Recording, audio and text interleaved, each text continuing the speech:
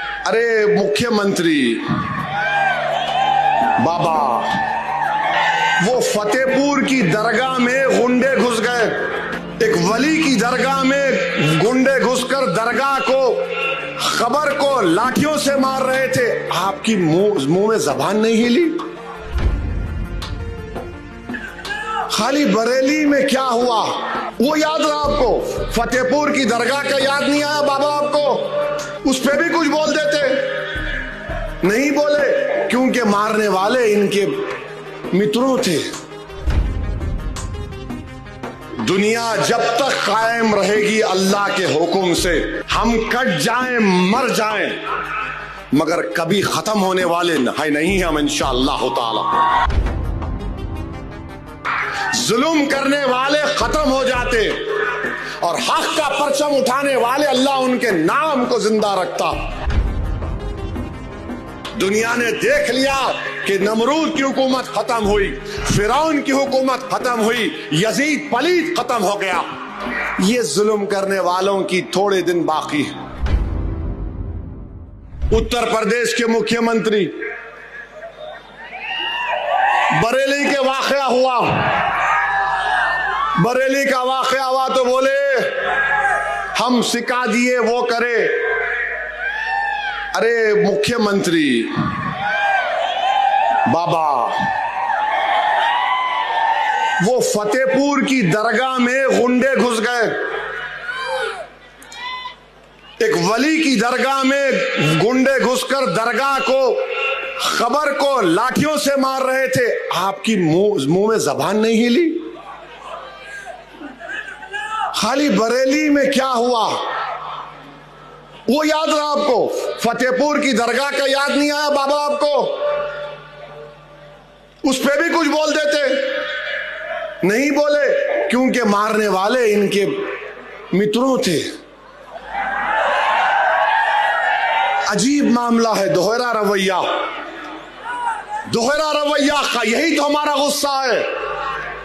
वो दरगाह पे हमला हुआ कुछ नहीं, वो बरेली में हुआ वाह मैं ऐसा कर दूंगा, मैं वो कर दूंगा। एक बात याद रखो,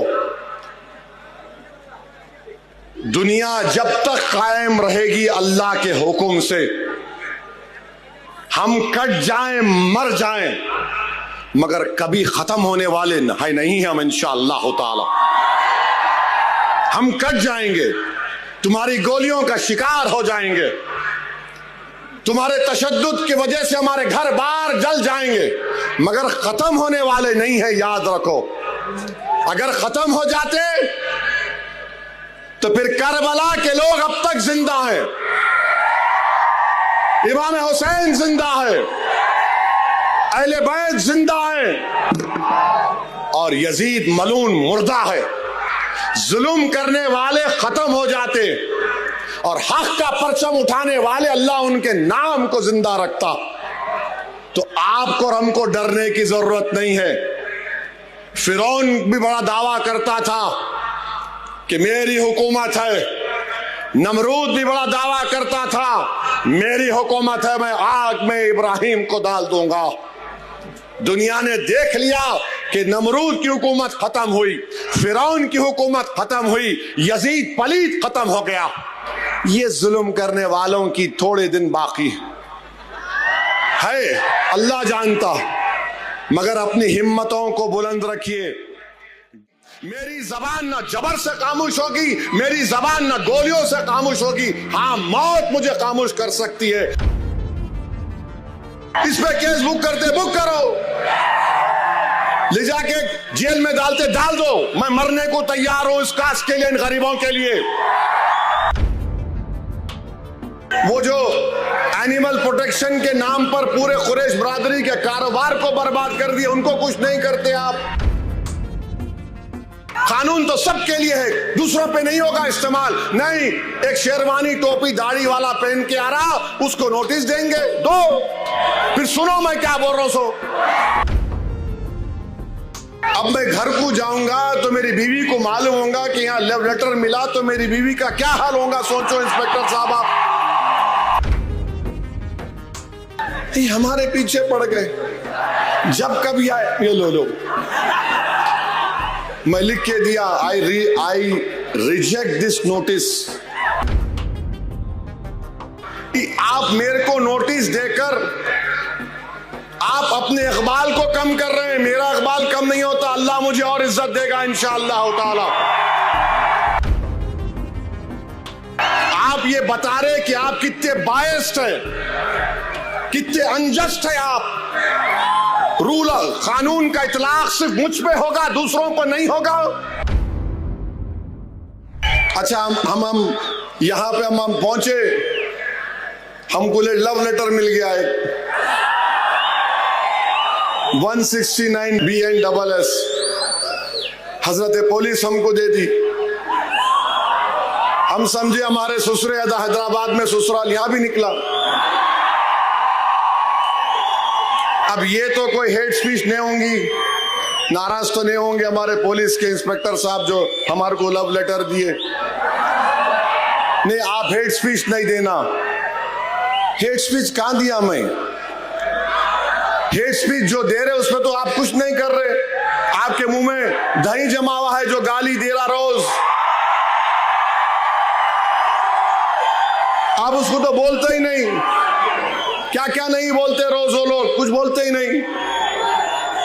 वो जो एनिमल प्रोटेक्शन के नाम पर पूरे कुरैश बरादरी के कारोबार को बर्बाद कर दिया, उनको कुछ नहीं करते आप।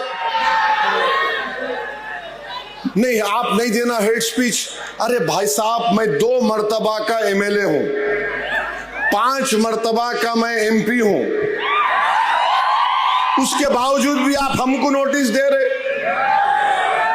अब मैं घर को जाऊंगा तो मेरी बीवी को मालूम होगा कि यहां लव लेटर मिला, तो मेरी बीवी का क्या हाल होगा, सोचो इंस्पेक्टर साहब आप।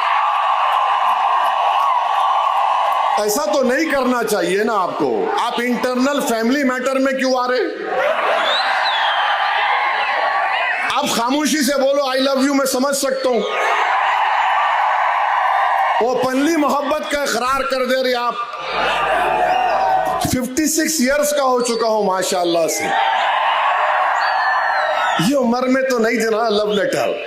ये बच्चों को दे मालूम, हमारे पीछे पड़ गए। जब कभी आए ये लो मैं लिख के दिया, I reject this notice because this violets my freedom of expression, which is a fundamental right under Article 19 of the Indian Constitution. कोई बात है? क्या क्या महाराष्ट्र में नहीं बोला जा रहा, आप पकड़ते नहीं। मस्जिद शहीद कर दी, आप कुछ करे, पकड़े किसको हमको मालूम। तो ये ठीक नहीं है, ये ठीक नहीं है। हाँ, मैं गुनाह करा, आप केस बुक करो, मेरे को बोलो, रोक लो मेरे को, मैं रुक जाता हूं, जेल में डाल दो, जो करते करो आप। मगर पहले से आपको कौन बोले? नहीं आके बोलेंगा। अरे कैसा बोलूंगा? अरे मैं भारत की नुमाइंदगी करने गया था अरब कंट्रीज में, बहरीन, आपके कुवैत, सऊदी अरेबिया, अल्जीरिया। पूछो बीजेपी के मेंबर से कि ओवैसी की जबान से क्या अल्फाज निकल रहे थे। पूछो हेड डेलीगेशन हेड से, क्या तमाशा बना के रख दिया आप मेरे को नोटिस देकर आप अपने इकबाल को कम कर रहे हैं। मेरा इकबाल कम नहीं होता, अल्लाह मुझे और इज्जत देगा इंशाअल्लाह ताला।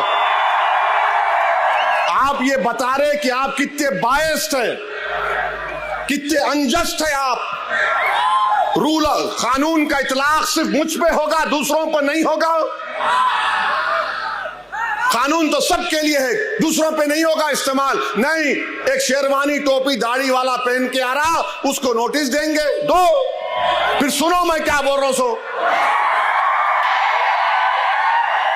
इस पे केस बुक करते, बुक करो, ले जाके जेल में डालते, डाल दो। मैं मरने को तैयार हूं इस कास्ट के लिए, इन गरीबों के लिए। मेरी जबान मेरी जबान न जुल्म से खामोश होगी, मेरी जबान न जबर से खामोश होगी, मेरी जबान न गोलियों से खामोश होगी। हाँ, मौत मुझे खामोश कर सकती है, मगर मुझे यकीन है कि इंशाअल्लाह ताला मैं जमीन में अंदर चला भी जाऊंगा, मगर जो सोच और फिक्र इन नौजवानों को दे के जाऊंगा वो मुझसे ज्यादा काबिल होंगे। याद रखो, पुकार पुकार कर मेरा पैगाम लेके जाएंगे।